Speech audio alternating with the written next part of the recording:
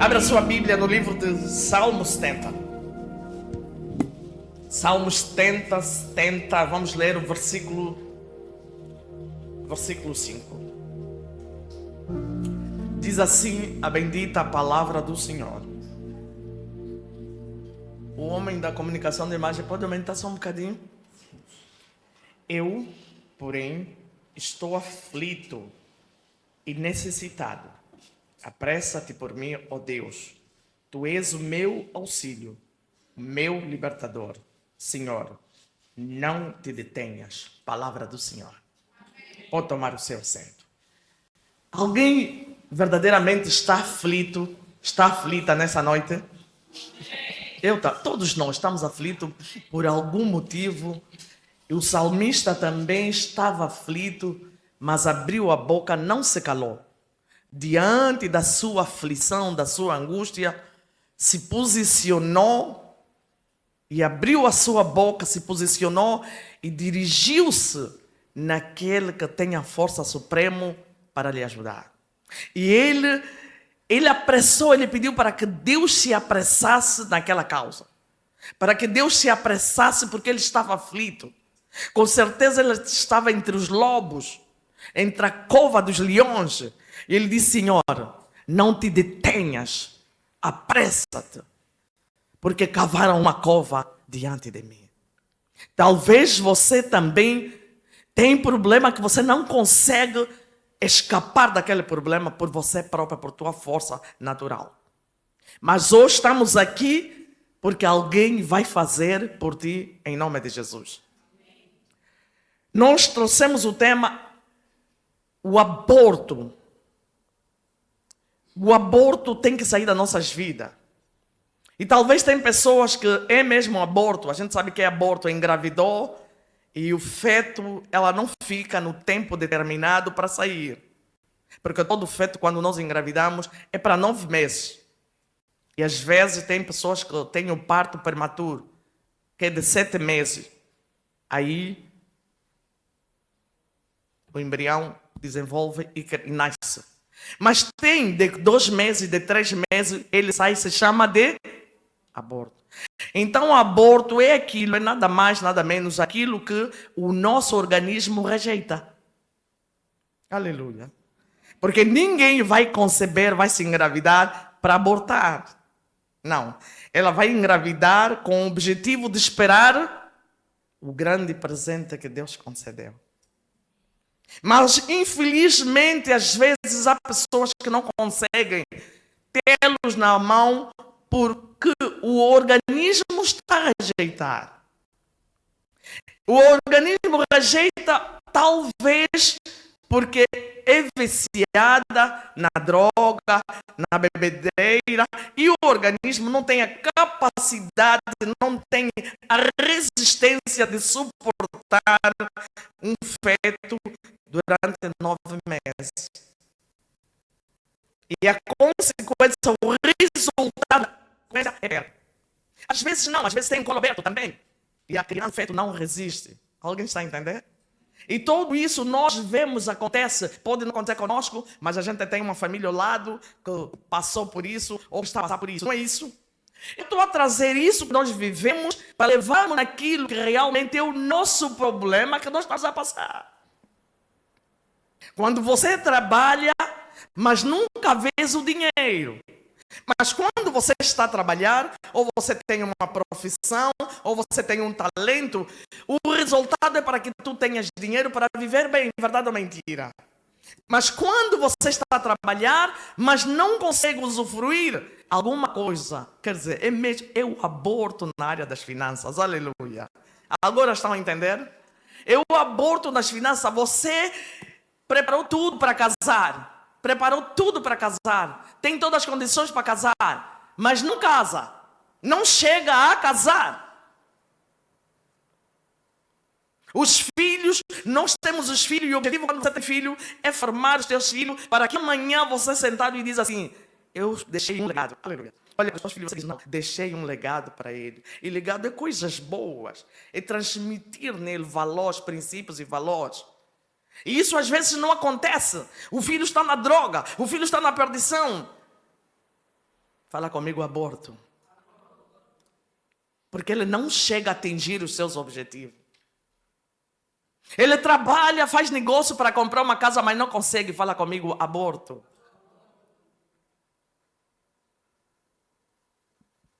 Ele tem dinheiro para gozar, para usufruir. A doença vem para poder destruir aquilo que é o dinheiro que ele tem, que devia aproveitar, gozar em coisas boas. Agora vem grande enfermidade. Fala comigo. Ele olha para a direita, para a esquerda e diz: graças a Deus, Deus me ajudou, até aqui o Senhor me ajudou, mas no momento de usufruir, não consegue usufruir, mas tem tudo, não tem paz, não consegue usufruir, não consegue rir, sente um vazio. Fala comigo. Todos esses abortos, algo, quando a mulher está grávida e vai abortar amanhã, não sabe, vai sentir umas dor, mas não tem certeza que vai abortar, tem? Nós estamos a trabalhar, o inimigo está a te planear para te destruir. Você não sabe que ele está a te planear, sabe? Não sabe. Por não saber quem está a te planear, você não vai combater, você não vai se posicionar na trincheira, porque você não sabe que o inimigo está aí à tua espera. Só combate, só batalha quem conhece e identifica o inimigo. Precisamos conhecer o nosso inimigo, precisamos identificar o nosso inimigo, precisamos saber a força que o nosso inimigo tem para recuarmos, nos prepararmos e batalharmos contra o... Porque o nosso inimigo... E por que nós não fizemos isso? Porque o nosso inimigo não é a diaconisa Francisca. O nosso inimigo não é a diaconisa Eva. O nosso inimigo não é a diaconisa Ju, não é a diaconisa Linda. O nosso inimigo não é o ser humano. Aleluia. O nosso inimigo não tem corpo físico para aquilo que os nossos olhos ver, detectar. O nosso inimigo é grandemente estratégico. Ele é invisível, mas ele está ali em prontidão para destruir. Ele só nos mostra resultado. Quando você está a sofrer, é o resultado da missão dele, é o resultado do trabalho, é o resultado da batalha que ele teve contra ti. E nós despertamos, através do resultado, já está consumado. Nós não levamos tudo consumado, como consumado terminou. Quando Deus trabalha em nossas vidas, eu tenho o meu slogan: Deus complica para depois descomplicar. Ele está trabalhando em nós para trazer a bênção. Quando a bênção chega em nós, nós falamos: está consumado, e viemos aqui testemunhar, porque Ele é bom. Aleluia, aleluia. Porque Ele é bom, porque Ele é maravilhoso, porque esse é o plano de Deus para as nossas vidas. Mas aquele que nos traz aborto, meu Deus, cansa. Pessoas frustradas. Tem pessoas que até hoje têm trauma, são rejeitados. E é complicado lidar com pessoas que têm medo da rejeição, porque viveram. A alma está ferida. Ela pode estar na igreja há muito tempo, mas se não diagnosticar espiritualmente para curar a alma desta pessoa, você vai dizer: esse irmão é complicado, essa irmã é complicada, essa irmã é terrível. Não, ela tem medo da rejeição. Você está entendendo? Então ela fica no contra-ataque, porque ela foi rejeitada ou ele foi rejeitado. Como é o passado dele? Como é o passado dela? Como é que ela cresceu? Que trauma teve no passado? Aleluia, alguém está entendendo? E quando nós detectamos, nós devemos curar com a palavra. E às vezes nós não conseguimos detectar que a pessoa precisa de um tratamento especial por causa da trama do passado, da rejeição que teve. E nós colocamos essa pessoa a combater. Como é que um fraco vai combater? Como é que um doente vai combater? Se essa batalha é para a vitória, você tem que estar firme, forte, curado, sarado para combater. Aleluia. Então primeiro tem que passar no processo de tratamento. Tem que ser regenerado. Às vezes você quer lutar, você sabe que tem um mal, mas você não consegue, porque a tua mente está a contrariar o que você quer fazer. Você encontra luta dentro de ti, dentro da tua mente. O fracasso vem, ele luta contra a tua mente. Mas quando nós vamos no livro de Romanos 12, no seu versículo 2, diz: transformai-vos, não é isso? Transformai e renovai as vossas mentes. Devemos transformar. Se Deus está a dizer que nós devemos ter transformação e renovação da nossa mente, logo vou sobre a palavra e vou curar o trauma do passado. Quando eu estiver curada com a trauma do passado, eu tenho revestimento, eu tenho poder, eu tenho autoridade, não autoridade humana, mas uma autoridade espiritual que me dá poder para pisar, para destruir, para quebrar toda a seta inflamada do inimigo.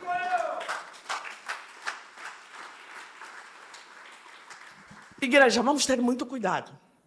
Nós às vezes dizemos: estou cansada de estar na igreja. É verdade, é cansativo.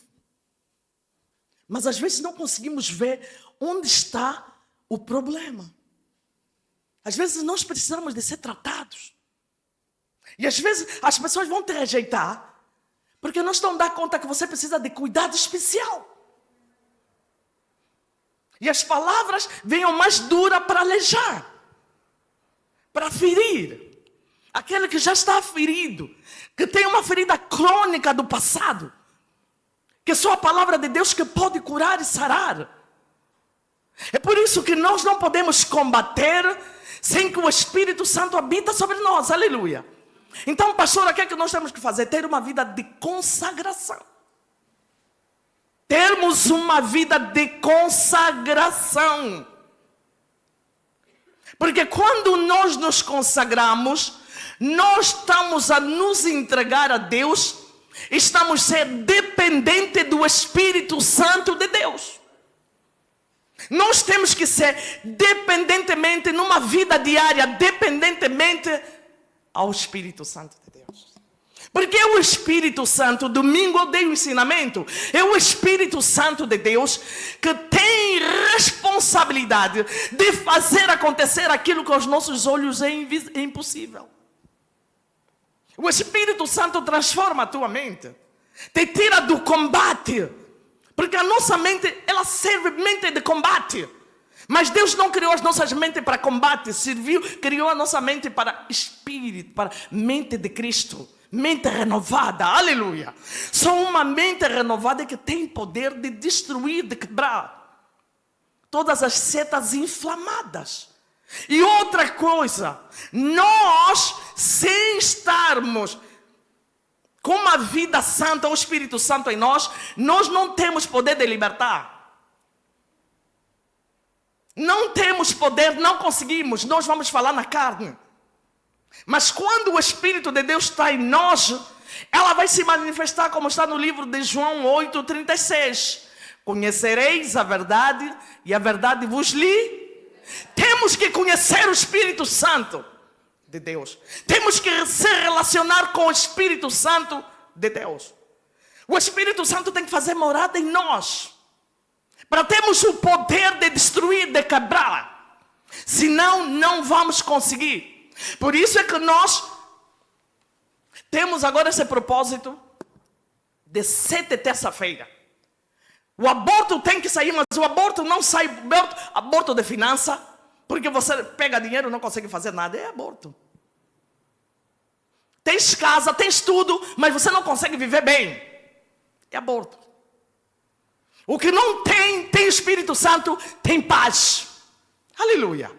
Quantas pessoas não têm nada, mas têm paz? Tu olhas, ela vai te confundir ou ele vai te confundir. Quando te disser que não tem nada, você não vai acreditar que não tem. Por quê? Porque o Espírito de Deus está sobre esta pessoa.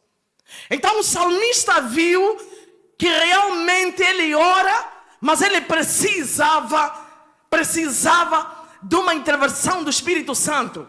E ele clamou: tenha misericórdia de mim, filho de Davi, tenha misericórdia de mim. Apressa-te e ajuda-me. cavaram uma cova diante de mim, faça com que eles caiam. A tua oração hoje vai ser assim. A tua oração hoje vai ser assim. Senhor, tenha misericórdia de mim. Olha, ele não disse, Senhor, vem me ajudar. Ele não disse, Senhor, olha a minha oração. Porque ele sabia que a oração dele falha. A tua oração também pode falhar. A tua oração pode não chegar ao trono dos céus. Mas a misericórdia de Deus, ela desce para se compadecer. Aleluia. Porque Ele é misericordioso. Misericórdia é favor divino de Deus. É favor imerecido. Nós não merecemos essa graça. Mas pelo favor de Deus, você precisa entender que se a tua oração não chega por causa do teu pecado, muda a tua oração. Diz, Senhor, tenha misericórdia. Tenha favor de mim, aleluia. Muda a oração. A minha oração não está a chegar porque eu tenho pecado, porque tem coisas pendentes, porque eu sou pecador e nós somos pecadores. Mas a misericórdia de Deus dura para sempre.